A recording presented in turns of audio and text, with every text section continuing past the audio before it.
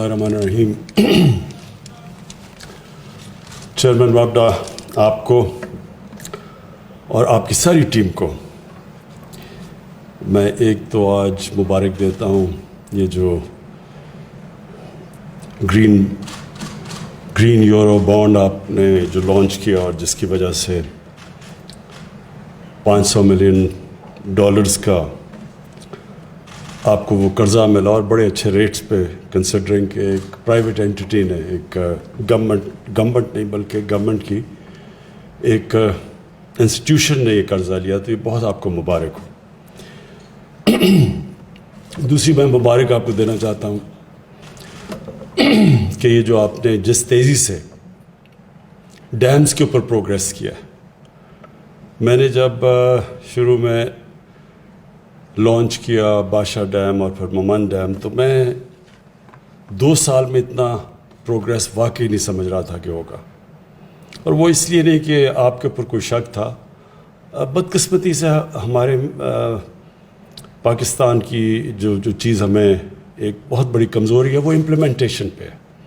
ہم پروجیکٹس کر بھی دیتے ہیں، اس کی امپلیمنٹیشن بڑی سلو ہوتی ہے. اور میں ابھی بھی جو اپنی 2.5 سالہ حکومت میں بھی میں دیکھ رہا ہوں کئی چیزیں ہماری امپلیمنٹیشن ٹائم سے بہت پیچھے ہے. تو جو میں نے آپ کی مومن ڈیم اور بادشاہ ڈیم میں جو پروگریس دیکھا، میں اس لیے خاص طور پہ آپ کو اس چیز کی خراج تحسین پیش کرتا ہوں کہ بڑا زبردست پروگریس ہے. اور اس کے بعد یہ جو ہمارا پورا ڈیکیڈ آف ڈیمز کہ 10 سال ہم وہ چیزیں کرنے جا رہے ہیں جو ہمیں 50 سال پہلے کرنی چاہیے تھی. مجھے افسوس سے کہنا پڑتا ہے کہ جو اس ملک کا پوٹینشل ہے، جو ایک وقت جب میں اور شوکت ترین ہم جب پاکستان میں بڑے ہو رہے تھے تو پاکستان کا ایک بڑا مختلف سٹیٹس تھا دنیا میں. 68 کے اندر پاکستان کی جو اکانومی تھی ایشیا میں 4تھے نمبر پہ تھی. سارے جتنے بھی ایشین ٹائگرز تھے یہ سب ہمارے سے بہت پیچھے تھے. اور پاکستان ایک سمجھا جاتا تھا کہ پوٹینشل، ایک بلکہ کتاب بھی نکلی تھی جس میں پاکستان کو سمجھاتا تھا ایشیا کا کیلیفورنیا بننے جا رہا ہے. تو ہم بڑی تیزی سے آگے جا رہے تھے اور اس کی ایک بہت بڑی وجہ ہماری پلاننگ کمیشن تھی. پاکستان میں لانگ ٹرم پلاننگ ہو رہی تھی اور تبھی بڑی جو 2 ڈیمز بنی وہ تبھی بنی کیونکہ ایک لمبی سوچ تھی، آگے جنریشنز کی سوچ تھی. اور وہ جو لانگ ٹرم پلاننگ تھی جو اصل بنیاد رکھتی ہے ایک عظیم قوم کی. جب تک آپ لانگ ٹرم پلاننگ کریں نہ، اگر آپ الیکشن ٹو الیکشن پلاننگ کریں گے کبھی بھی قوم ترقی نہیں کر سکتی. لانگ ٹرم پلاننگ ہی ہوتی ہے جو آپ اپنے بچوں پہ انویسٹ کرتے ہیں، آپ اپنے لوگوں کے اوپر ویلیو ایڈ کرتے ہیں، آپ آگے سے سوچتے ہیں کہ دنیا کس طرف جا رہی ہے، پہلے سے پلان کرتے ہیں. کیونکہ آپ کے بچے کو 5 ایک الیکشن کے اندر تو تیار نہیں ہوتے فیوچر کے لیے، آپ کو لمبی پلاننگ کرنی پڑتی ہے. اور وہ جو لانگ ٹرم پلاننگ تھی وہ ہر شعبے میں مسنگ تھی. میں وہ بات کر رہا ہوں کہ جو اب ہم پیچھے رہنا شروع ہوئے تو وہ جو 60s میں ایک پاکستانی میں کانفیڈنس تھا، ایک ہوپ تھا، وہ آہستہ آہستہ ہم نے نیچے زیادہ دیکھا. اور یہ جو پچھلے 30-35 سال ہیں یہ اس کے اندر، یعنی میں اپنا بتاتا ہوں، جب میں ہندوستان سے کرکٹ کھیل کے جب پاکستان آتا تھا 80s کے اندر بھی، تو لگتا تھا کہ ایک غریب ترین ملک سے امیر ترین ملک میں آ گئے. اتنا کانٹراسٹ تھا ہندوستان اور پاکستان میں. اور یہ جو 1985 کے بعد یہ ملک نیچے جانا شروع ہوا، ہندوستان بھی دیکھتے دیکھتے آگے نکل گیا ہمارے سے. لیکن جو سب سے حیرت انداز چیز ہے وہ یہ کہ بنگلہ دیش جب ایسٹ پاکستان علیحدہ ہوا تو یہاں ہم لوگوں سے سنتے تھے کہ جی ہمارے اوپر بوجھ پڑا ہوا ہے بہت بڑا، وہاں سائیکلون آ جاتا ہے، وہاں تباہی میں جاتی ہے. ہم عام ڈرائنگ رومز میں سنتے تھے. اور جب وہ علیحدہ ہوا تو انہوں نے کہا چلے اب پاکستان پروگریس کرے گا. تو ان پچھلے 30 سالوں میں بنگلہ دیش بھی آگے نکل گیا پاکستان سے. اور اس کی بہت بڑی وجہ یہ تھی کہ کوئی کسی قسم کی لانگ ٹرم پلاننگ نہیں تھی. اور جو ہم نے بجلی بھی بنائی وہ بجلی بھی شارٹ ٹرم پلاننگ کے اندر اور بدنیتی کے اوپر بھی کئی دفعہ، جس کی وجہ سے آج ہماری سب سے بر صغیر میں مہنگی بجلی ہے. تو وابڈا اور جنرل مزمل کو میں اس لیے آج خاص طور پہ خراج تحسین پیش کرتا ہوں کہ 10 ڈیمز بن رہی ہیں پاکستان میں انشاءاللہ اگلے 10 سال میں. اور یہ صرف یہی نہیں کہ یہ 10,000 میگا واٹ بجلی اضافی پیدا کریں گے، لیکن کلین بجلی پیدا کریں گے، صاف بجلی، انوائرمنٹلی فرینڈلی. پاکستان کے اس وقت ہمیں سب کو سوچنا چاہیے کہ ہمارا جو ملک ونربل ہے کلائمیٹ چینج سے، جو گلوبل وارمنگ سے پاکستان وہ 10 ملکوں میں سب سے زیادہ متاثر ہے. تو آج سے ہمیں اپنی آگے آنے والی نسلوں کا سوچنا چاہیے کہ ہم ان کے لیے کیا کیا قدم اٹھائیں تاکہ ان کی زندگی بہتر ہو. یہ نہ کہ ہم وہ پاکستان چھوڑ کے جائیں کہ ان کے لیے عذاب ہو پاکستان. تو اس کے اندر یہ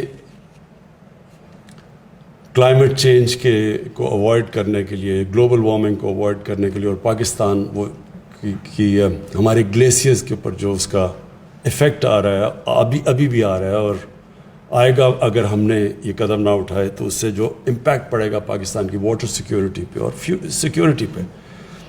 تو اس کے لیے ایک تو یہ کلین انرجی جو یہ ڈیم سے ملے گی 10,000 میگا واٹ، اس کے علاوہ بھی پاکستان میں بہت پوٹینشیل ہے ہائیڈرو الیکٹریسٹی کا.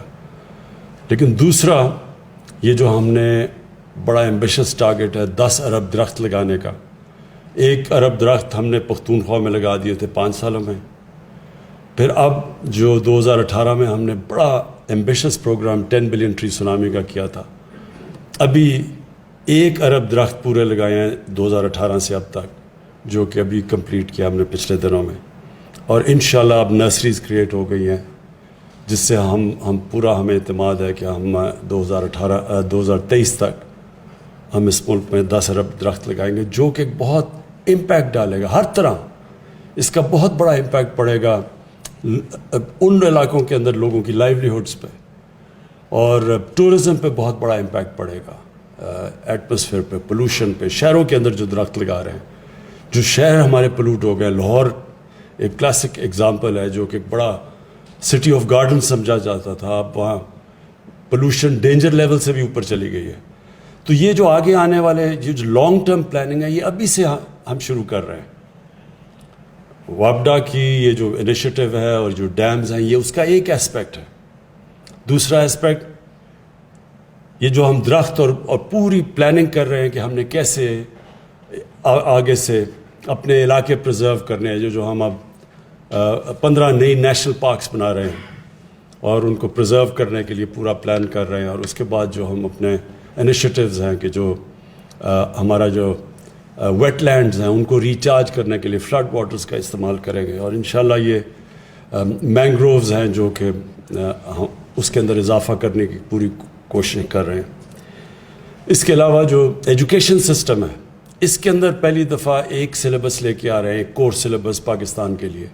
اب تک ایک فریگمنٹڈ ایجوکیشن سسٹم جس سے پاکستان میں بجائے ایک کوہیژن ہو، سوشل کوہیژن ہو اور ایک نیشن بنے، وہ 3 ڈفرینٹ سلیبس اور 3 ڈفرینٹ قومیں بن رہی ہیں پاکستان میں، جس کے بہت برے اثرات ہیں، جس کی ایک بنیاد پرستی بھی ایک اسی سے آتی ہے جب آپ مختلف کلچر ایک ہی ملک میں کریٹ کر رہے ہیں. تو وہ اس کے اوپر پورا انشاءاللہ، اور اس میں ہمارے ایجوکیشن منسٹر نے بڑا زبردست کام کیا، سارے اسٹیک ہولڈر سے بات چیت کر کے ایک کورس سلیبس لے کے آ رہا ہے اور انٹیگریٹ کر رہے ہیں ہم یہ دینی مدرسوں کو پہلی دفعہ مین اسٹریمنگ کرنے لگے ہیں ان کی. اور اس کے بعد جو ہیلتھ سسٹم ہے ہمارا بہت poor doctor hospital to population ratio اور ڈاکٹرز ٹو پاپولیشن، خاص طور پہ نرسز ٹو پاپولیشن بہت لو ریشو ہے پاکستان میں. تو اس کے لیے بالکل ایک انقلابی چیز لے کے آئے ہیں، ہیلتھ کارڈ. ہیلتھ کارڈ کا مطلب کہ سارے پختونخوا کے اندر اور پنجاب میں اس سال کے اینڈ میں سب شہریوں کے پاس ہیلتھ کارڈ آ جائے گا. اس سے کیا ہوگا کہ کہیں بھی دیہات کے اندر لوگوں کے پاس کسی ہسپتال میں اپنا علاج کروا سکتے ہیں. اور اس سے کیا ہوگا کہ پرائیویٹ سیکٹر پہلی دفعہ اس کو انسینٹیفائز کر رہے ہیں ہیلتھ سیکٹر میں آنے کا. اس کا مطلب انشاءاللہ ہاسپٹلس کا جال بچ جائے گا پرائیویٹ سیکٹر کا. گورنمنٹ کے پاس تو کبھی بھی پیسہ نہیں اتنے زیادہ ہاسپٹلس بنانے کا. تو اس سے ایک پورا ایک ہیلتھ سسٹم، یہ ہیلتھ کارڈ نہیں ہے، ہیلتھ سسٹم ہے. یہ بھی فیوچر کے لیے بڑا ضروری ہے، کیونکہ پاکستان میں ہماری جو بیسک ہیلتھ ہے وہ بہت کمزور ہے. ہماری چائلڈ موٹیلٹی ہے، ہماری جو عورتیں پریگننسی کے ٹائم پہ مرتی ہیں وہ سب سے دنیا میں ہم بدقسمتی سے اوپر ہے. نیوٹریشن کا بہت بڑا ایشو ہے، اس کے اوپر پورا پروگرام لے کے آ رہے ہیں. اسٹنٹنگ کے اوپر، یہ ساری لانگ ٹرم پلاننگ میں آپ کو بتا رہا ہوں. اور پھر آبویسلی جو اکنامک ڈیولپمنٹ ہے، اب ویلتھ کریشن کی طرف جا رہے ہیں، کیونکہ ابھی ہم نے اپنی اکانومی تو اسٹیبلائز کر لی، لیکن ہمارے اوپر قرضے چڑھے ہوئے ہیں. قرضے تو تب اتریں گے جب ملک میں ویلتھ کریشن ہوگی. تو ویلتھ کریشن کے لیے جو چیزیں کر رہے ہیں ہم، اب کنسٹرکشن کو پوری طرح پاکستان میں 2 شہر اس وقت، لاہور میں ایک سینٹرل بزنس ڈسٹرکٹ اور جو راوی سٹی ہے، یہ بہت میگا پروجیکٹس ہیں. اور انشاءاللہ کراچی میں جو بنڈل آئلینڈ کا پروجیکٹ ہے وہ بھی ایک بڑا ایک نیا شہر بنانے کا. یہ ساری چیزیں ویلتھ کریٹ کریں گے. پھر جو انڈسٹری کو ہم پروموٹ کر رہے ہیں، انڈسٹریلائزیشن کی طرف جا رہے ہیں. پہلی دفعہ اتنی گروتھ ہوئی ہے لارج اسکیل انڈسٹری کے اندر. تو انڈسٹریلائزیشن 60s کے بعد سب سے زیادہ انسینٹیوز دے رہے ہیں انڈسٹری کو. اور پھر جو ایگریکلچر ہے، جو اس کی بیک بون ہے ملک کی، اس کے اندر ریکارڈ گروتھ ہوئی ہے اس بار. لیکن اس سے بھی ابھی ہم نے بہت آگے جانا ہے. سیڈ ڈیولپمنٹ کے نئی ٹیکنیکس آ گئی ہیں. لائف سٹاک، پاکستان میں اتنی زیادہ گائے بھینسیں ہیں، لیکن ہم سوکھا دودھ امپورٹ کرتے ہیں، کیونکہ ہم نے کبھی کوشش ہی نہیں کی ان کی جینیٹک امپروومنٹ کے اندر کہ 6 گنا زیادہ دودھ دیتی ہیں باہر کی بھینسیں گائے. تو پاکستان میں کیا ہم دگنی بھی کر دیں تو پاکستان نیٹ ایکسپورٹر ہو جائے گا. تو یہ ساری چیزیں انشاءاللہ اب ایک لانگ ٹرم کی طرف جا رہے ہیں.